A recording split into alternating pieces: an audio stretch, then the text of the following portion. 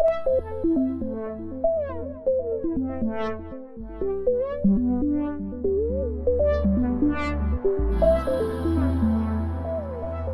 everybody, and welcome back to the Tonic podcast.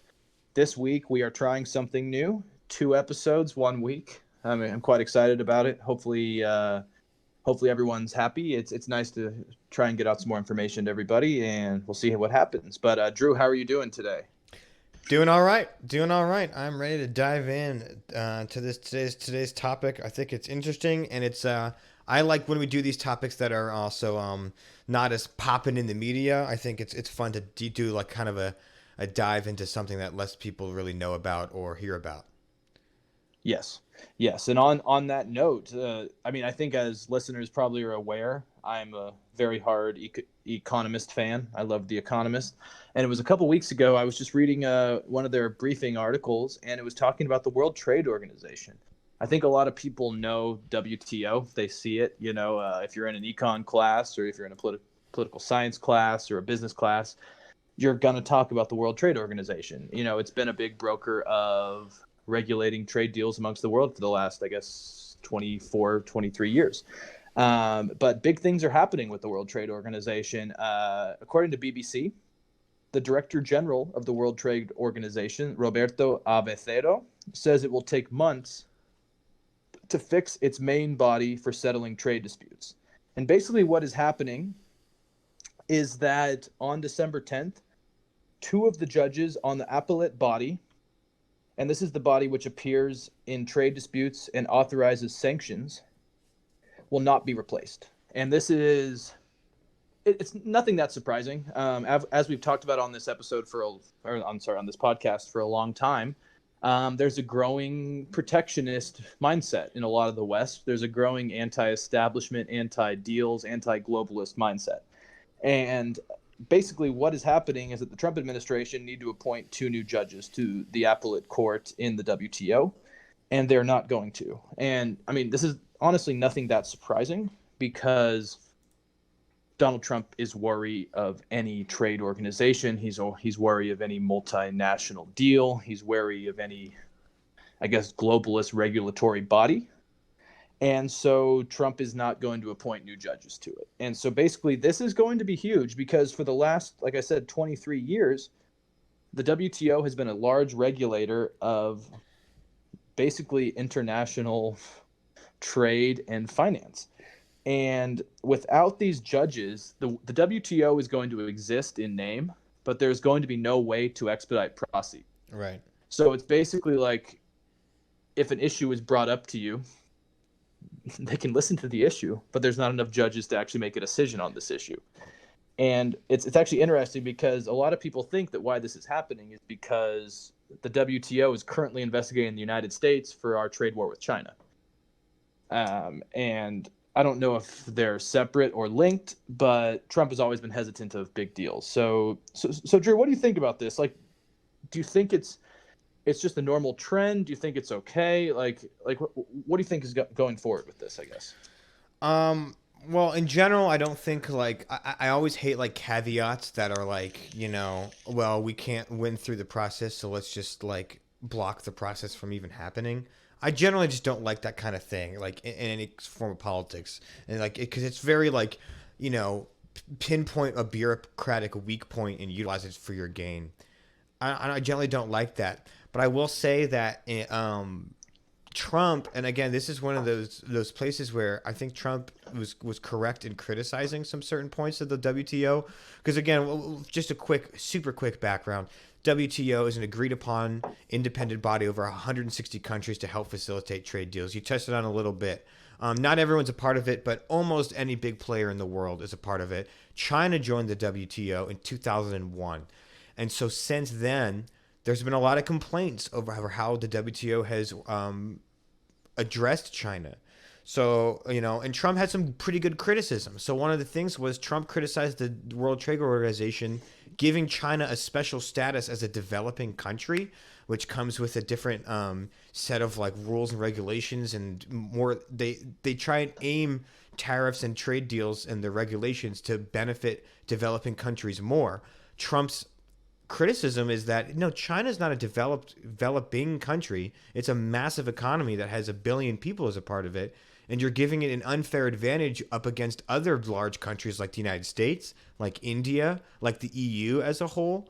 And so he's saying, you're giving China this special status that it doesn't deserve. Like it's utilizing it, but it's a big economy that can, it has its big boy pants on, and you're treating it like it's a toddler and giving it advantages. And that's a fair criticism. I think Trump was right to criticize the WTO for that, because China's utilized that status to subsidize its products, crack down on American measures, and China has a unique economy where it's, you have basically a state supported capitalism where these private businesses, but they're getting directions from the Communist Party. And I don't think the World Trade Organization was really like prepared or ready or knows how to handle something like that compared to your regular, westernized business that really not nearly as much as China has as much, influence from the government. Like no one in the federal government is telling, what Pep Boys should do, right? They have to abide by laws, but it's not like a cohesive, group. Where all that to say is basically China's a lot larger monster than the World Trade Organization realized and has dealt with such. And Trump is pretty accurate in criticizing it. I think you're right. I think you're right. And I want to address what you said kind of in 3 points. First, I think you're right to a certain extent that China's kind of the game changer, I think, in the WTO discussion to a certain extent. Because, and I think it addresses a larger issue at stake, is that China is changing global economics and global dynamics quite quickly. Yes. I think a lot of people couldn't have estimated how quickly it was going to happen. And there are a lot of questions that China needs to answer.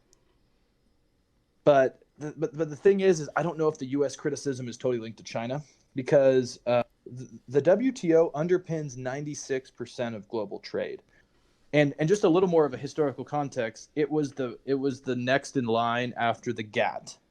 That was the General Agreement on Tariffs and Trade. That was the predecessor to the WTO. And during this time, there was basically a lot of bullying going on.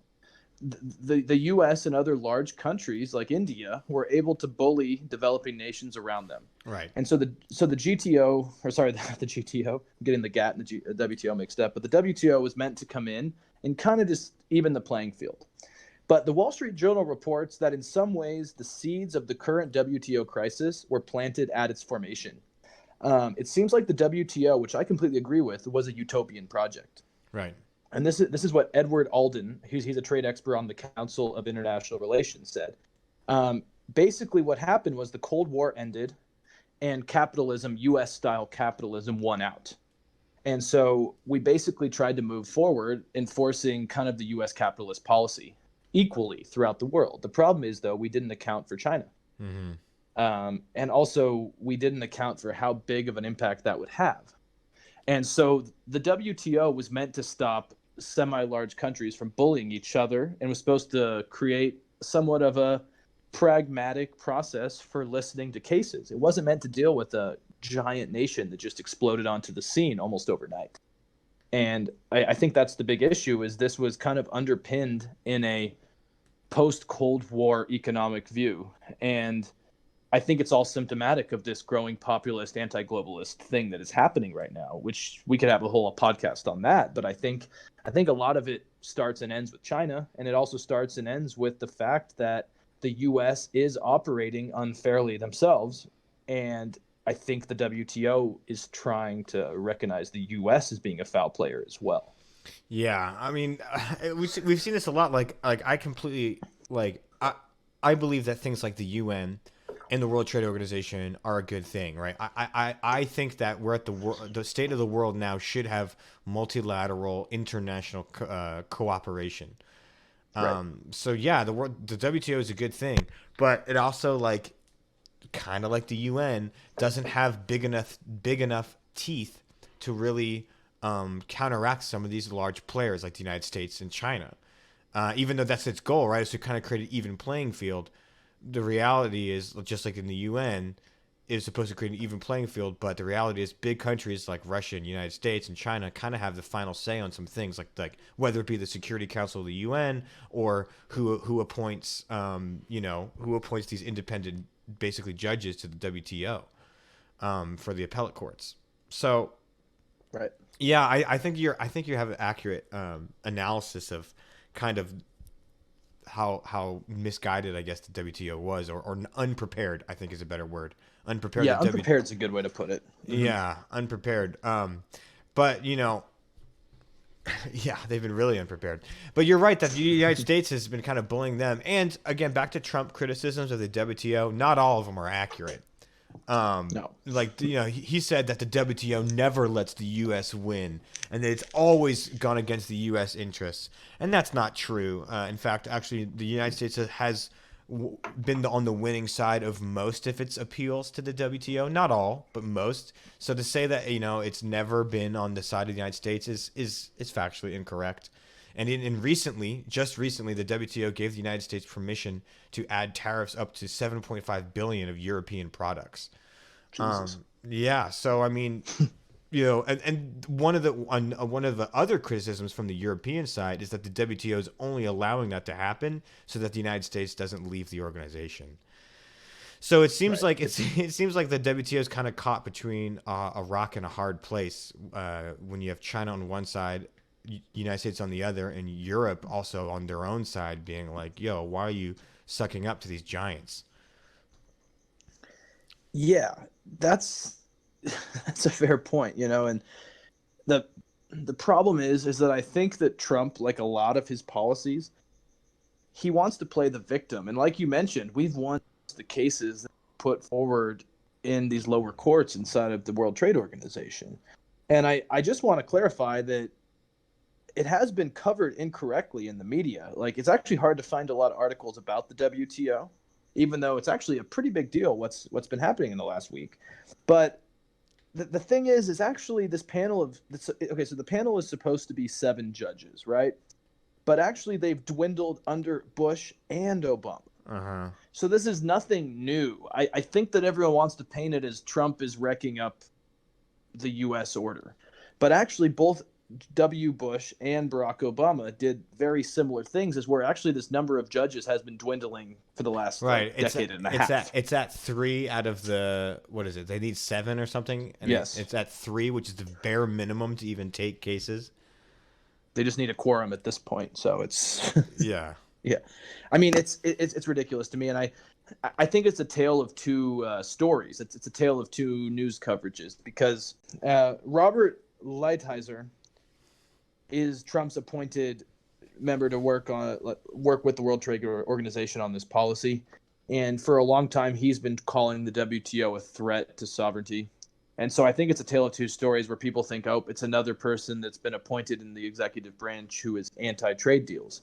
But to me, the World Trade Organization is a much more flawed body than that. And like you said, it was just ideological, and it was naive to a certain extent, where I don't think it was close to a miracle that this happened in the first place. And now we have to, encompass. The problem is right now is there's a large, vague gray area between nations. It's like it used to be first world and third world, right? But now the problem is that there's a lot of nations which I wouldn't call developing or developed. They're Right. just kind of in the middle somewhere, and it's like really like Mexico or something. exactly Mexico, Brazil, Right. You could say Argentina, Chile, even India to a certain extent.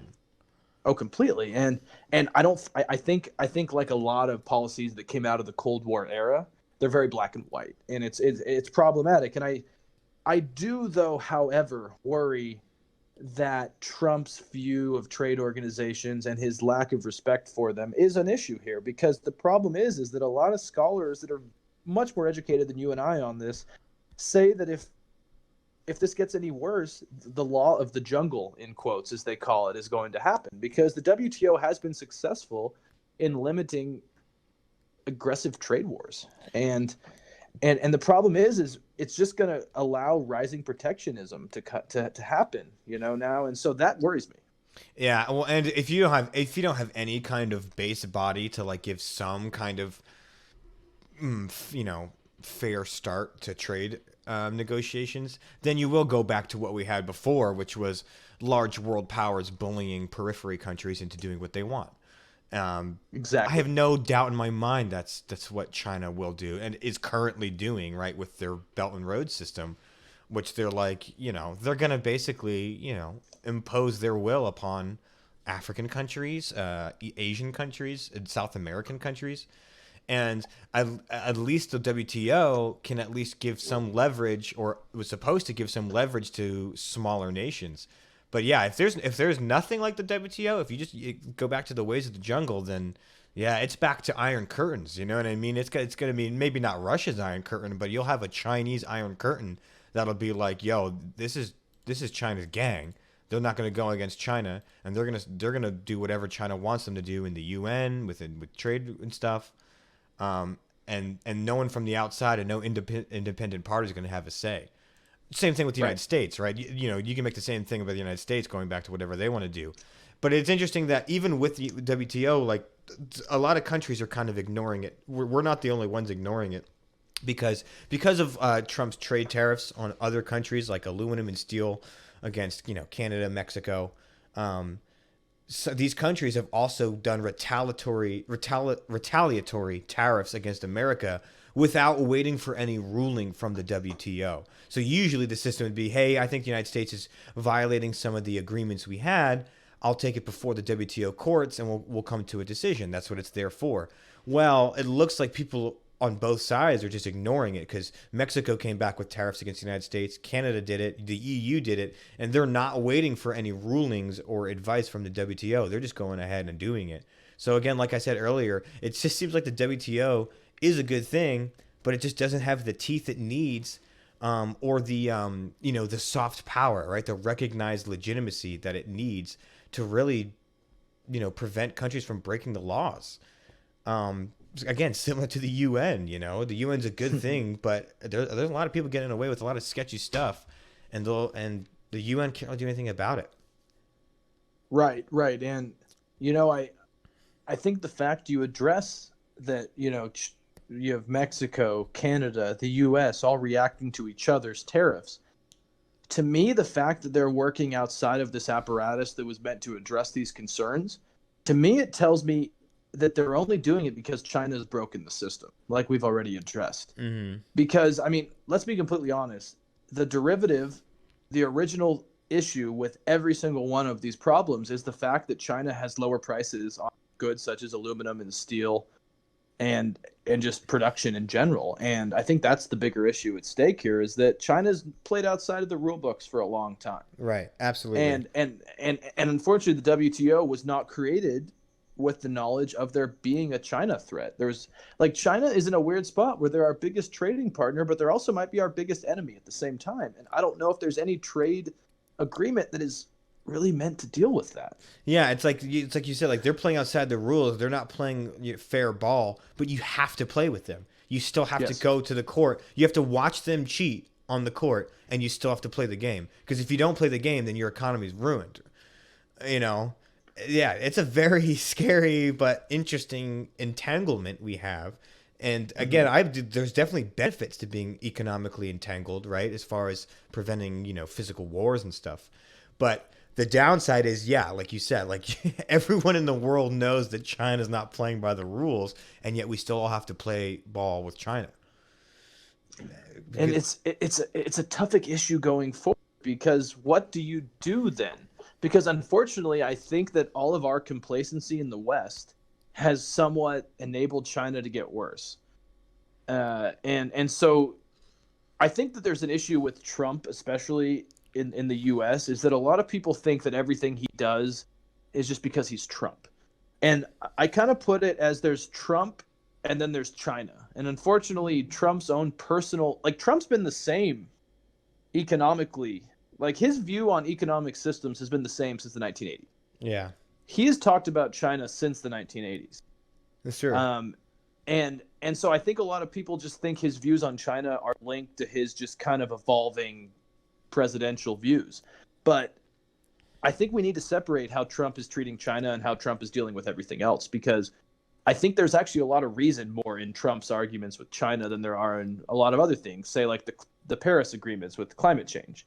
I think that Trump does somewhat, as someone who does have a business background, I think that he does somewhat understand where a lot of these countries in the East are exceeding what they should do, and it's really complicated. I don't really know how we operate out of that. Well, But again, the problem is, yeah, go ahead. Sorry. well, I was gonna say, like, you're absolutely right, and like again, like I think Trump's criticisms of China are very accurate, and he's had kind of the balls to really go out there and say it and do something about it. My issue is that, like, because China is such a crazy economic monster that we're all figuring out how to deal with. That's why we need to be working with Mexico and Canada and the European Union and have close trade ties and as a unit together, kind of as like the world outside of China, be a trade bloc that can have the leverage to kind of push China in the right direction. Unfortunately, Trump is very America first, right? Because he's right about China. We've established it. He's right about China. But I think that he's also so America first that he's burning bridges with our trade allies that we need to have the leverage against China. So he's putting tariffs on the EU, Mexico, Canada, and now we're having trade wars with allies and enemies in the name of America first. And I think it's hurting our leverage against China. Now, China's still hurting from our trade war. Don't get me wrong. I mean, like, there's something like, iPhones being sold in China are down like 15%, which is huge for 1 year. So, it is affecting China too. They're feeling hurt, but I feel like we would have been a lot more effective in making China play ball more fairly if we were allied and close and working with the World Trade Organization, the European Union, and our close allies, Mexico and Canada, but we're not. And that's an amazing point, because I was telling you, I think before we started recording, that I was listening to Frank Luntz, who's a U.S. renowned, I would say world renowned pollster, who's kind of perfected a certain method of polling, and he was on a podcast I was listening to, and he was talking about basically how Frank Lutz is a conservative, but he was talking about how he's worried about this conservative view that is growing in the U.S. right now, because he's basically like, China's an issue. I think most of us agree on that. But the problem is, shouldn't we be working with our allies to stop China? And it's exactly what you just said, is Right. that he's like, isn't it concerning that we're getting in beefs with Justin Trudeau? Like, Right. it shouldn't be the U.S. versus China. Mm-mm. It should be the whole world telling China that we don't hate you. We just need you to play by our rules, so all of us are better off. And I think that's the big problem with not only Trump's view, but a lot of these populist right-wing views that, as myself being a conservative, I think are toxic to the idea, because even if you're a nationalist or a conservative or an anti-globalist, you still need global cooperation. Yeah, it's just. I mean, at the end of the day, it's just a reality we live in. You can't just have an economy based all in your own country. You're gonna have to deal with other countries, and having to deal with other countries includes China, right? We both know this. Yeah, and I think it's not like. I think you're right. It's like you're more conservative. I do believe that global trade is the potential to be the positive thing that lifts people out of poverty. We've seen it happen, but again, it's when big countries bully other smaller nations that we see the imbalance in economic power, and that's what we need to avoid, and we need to have other people on the same page to do that. So yeah, like yeah. Again, Trump is very right about China, but very wrong about America first. Yeah. And before we get out of here, I just wanted to say that for me, the scariest part of the WTO is the fact that other countries are already starting to move past the U.S. It's the same as the Paris climate agreements. It's the same as NATO. It's like, yes, if you're a big Trump ally and a big Trump supporter, you can say it's good. Other countries are paying their due. But The Economist reports that some countries have already begun preparing. For example, by agreeing at the start of any disputes to forego the right to appeal. So Canada and Norway have already agreed on an interim arbitration mechanism, which basically just doesn't talk to the U.S. or China. Right. And how is that good for anybody is my question. It's not. It's not. It's not. That's what's going to happen is if you have a fracture of the overall agreements, then people are going to get into their little corners and they're going to trade what they know. They're going to get into their cliques, right? Yeah. And that's to me that's just a regression in global politics. We do, I don't know. It doesn't take long to look back in history to see why parts of the world becoming into their own economic blocks is a bad thing. Hmm. Hmm. That's a fair point. And last but not least, of course, is speaking about getting into our economic blocks. Yeah. There's a big Brexit vote that happened on Thursday. It kind of has to do with the WTO quagmire to a certain extent because I think it shows the growing trend, excuse me, especially in the West, that a lot of right wing people are hesitant about global alliances, and the Brexit chaos was insane. So the Conservative Party won an extremely large victory. Some Yes. say that it was the biggest victory since Margaret Thatcher in the 1980s. Right. And so it was pretty insane because I have a lot of English, Scottish, and Irish friends, and they all said that this vote was on Brexit, which is true. And the problem is the Labour had tried to make it about healthcare, which I think most people would agree healthcare is important.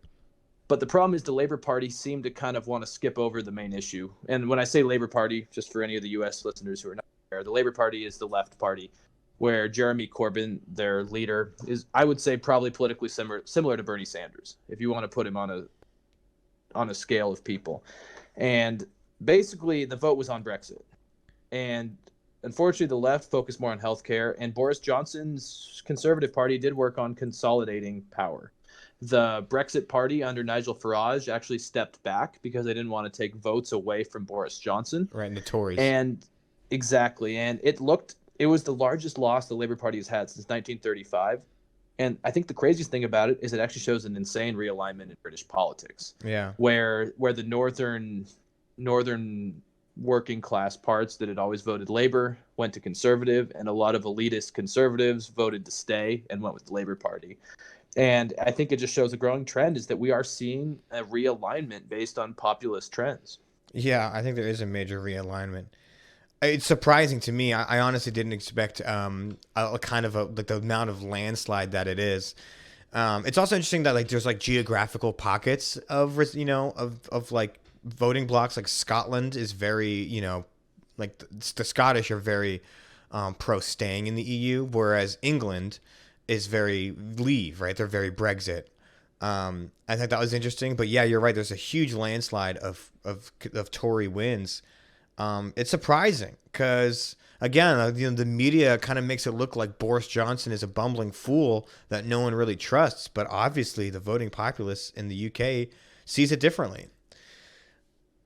Yeah, and it's true. And I think a lot of people want to draw the comparison between Boris Johnson and Trump, but Boris Johnson's a scholar. He's very politically knowledgeable. He is not the same thing as Trump. Yes, he's kind of a quasi weirdo, a quasi scholar. He's a little bit of a goofball. Completely, but he's not Trump. Right. And he was actually quite smart because it's funny. The Economist was talking about how prior to the Brexit vote in 2016, the right was actually going pro-gay marriage, pro-immigration, pro-higher taxes. Like basically the right was becoming very moderate. And then Boris Johnson's party in this last election basically threw that all out the window. Yeah. They basically said, we are going to be hardline right-wingers, and we're going to appeal to the people that want it. And honestly, in this day and age, it was probably a smart strategy, but it was also like showing of where everything's going right now in the United States as well. Everyone's just getting more extreme and taking a gamble. And like we talked about in our last episode, and Boris Johnson took a gamble and it won, man. It really won. It's actually kind of incredible that it did. It's been such a crazy time in British politics, and I don't follow it as closely as U.S. politics, but you're right. That is a major realignment. Like the fact that you have kind of the business, like the elite business class now realizing that it's better to stay a part of the EU, and kind of switching their political alignment for their own gain, and then how the average working class, right, the labor class, the laborers are now going more Tory and conservative. It's very interesting. It's very interesting. It reminds me a lot of the kind of the Southern strategy and how the Republicans turned a lot of Southern Democrats into Republicans. Very different circumstances, but just how like a pretty impressive political realignment of an entire voting bloc. It's just crazy to see, and we saw it happening over a few years, and now Boris Johnson is taking advantage of it. It's really is incredible. Yeah, it's really fascinating, man. And I think you'd mentioned it to me before we started recording, though. Maybe you can elaborate a little better, though. But so we've talked about the WTO and we've talked about Brexit. So let's kind of put this full circle. Like, what would happen now? Right. So the idea is the World Trade Organization is basically there as like the idea was it's there as kind of like a net because if countries are allowed to establish their own trade like regulations and rules with each other, right? That's that was NAFTA. That is now whatever Trump's calling the new, basically NAFTA 2, right? Those are countries agreeing with each other what the rules should be. They shake hands. All's well that ends well, hopefully. The WTO is basically there for, well, if you don't have your own personal trade agreement with a country, then you have to abide by our standards, right? Then there's like a net that you can fall into if you're unable to get your own agreement with another nation. You still have some regulations and a ground to stand on. Now, so basically, if the UK leaves the EU, they're leaving behind the trade deal. That's a no-deal Brexit. So they decide to not have their own trade deal written and agreed upon with the EU. They would then have to be regulated by the net, which is the WTO.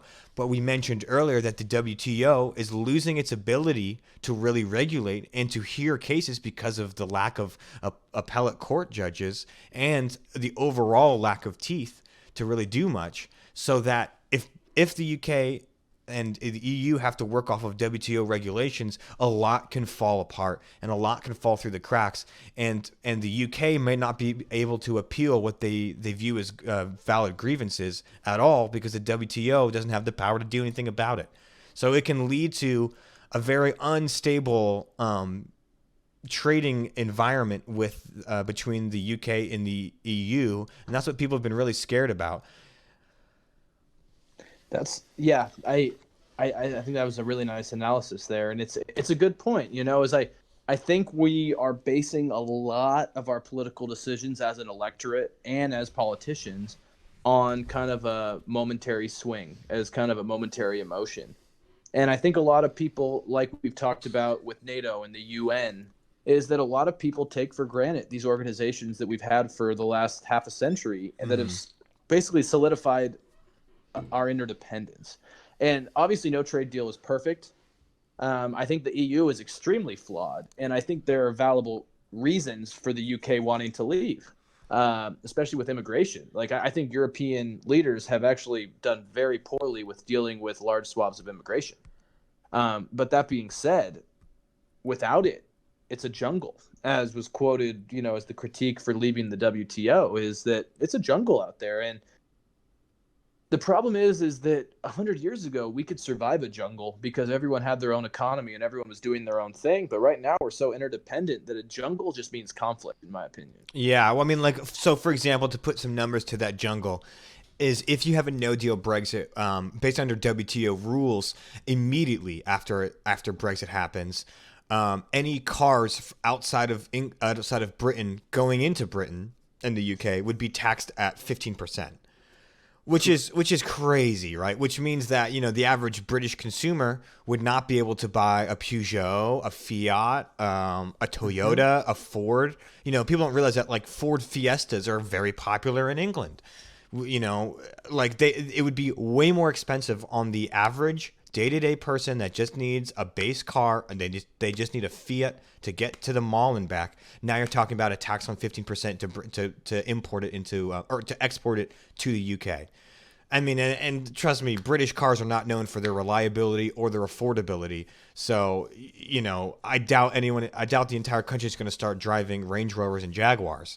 So it's a big deal. That would really affect the average British person who's trying to buy an economical car, because most of them are from foreign nations. And they'd be taxed at 15%, which is no joke of a tax. And that's just one example of how even with the WTO quote unquote safety net there, it would still be it'd be very tough on the British economy to have a no deal Brexit. Very fair. And no, I think that's, I mean, that's horrifying. And to me, that just shines a light, what you just said, on the fact that we don't live isolated. Right. I mean, I live in Europe. I see the cars on the street every day. There's no one nationality that makes a single freaking. There's no one brand that makes a single type of drink or type of bread in any supermarket. Right. And it just seems to be someone who only thinks with hubris, that thinks that you can shut off your borders and still get by. And we could have a whole another episode just about the implications of Brexit, but to me, just politically and economically, it's not going to make sense. And especially if the WTO is slowly disintegrating at our feet. To me, it just shows that this right-wing populism, to a certain extent, may be good for the emotional status of people that want change, but in the long run, I don't see much of a payout. And I think that's why there's that political realignment, because you have the kind of quote unquote globalist elite. They want these trade deals. They want to have the free flowing of capital and goods between countries so that they can make more money. That's one aspect of why that's there's a lot of other things that I think are beneficial with global trade, but just as far as political realignment is, you have this emotional cultural response, again, like you said, a focus on immigration and stuff like that there's a right-wing populism. And then I think that the more right-wing economic globalist people are realizing, oh shoot, this isn't in line with what we want. So there's this political shift going on. And it's, so again, it's not as easy as left or right these days, right? It's it's very complicated and nuanced.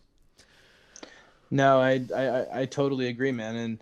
And my favorite author, Noah Odari, we were talking about this book, The 21 Lessons for the 21st Century.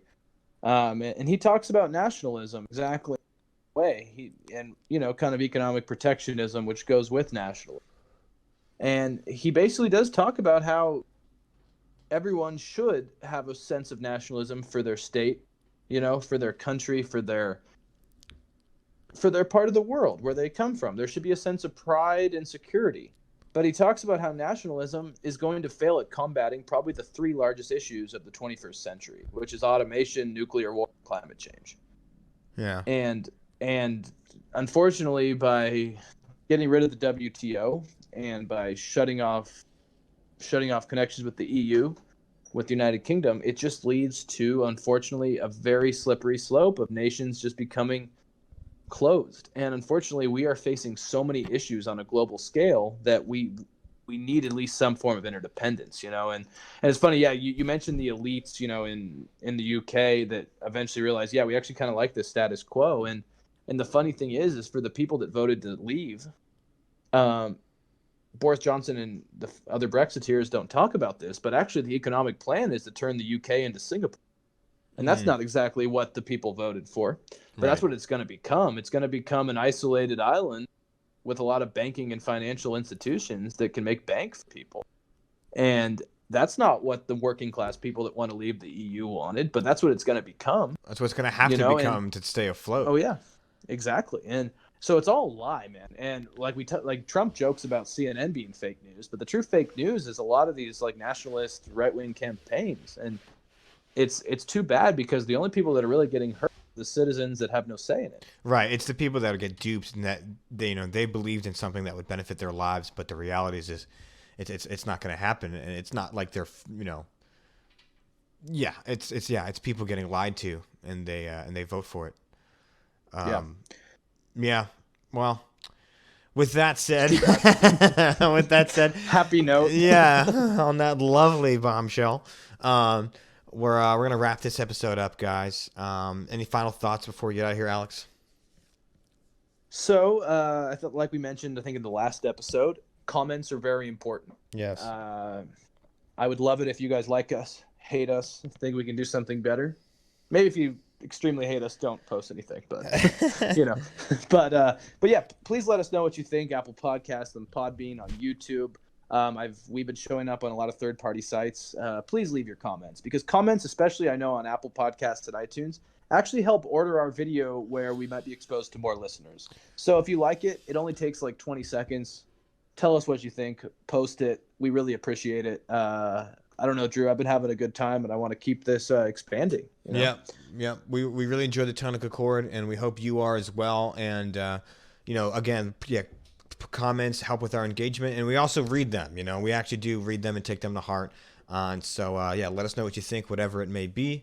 And and stick around if you're enjoying the podcast. We're talking about all sorts of topics. We like to keep up with current events, but we also like to deep dive into some maybe lesser known topics. So you can go through our back catalog and check those out, and expect to hear from us a lot more. Thanks, guys. Take care.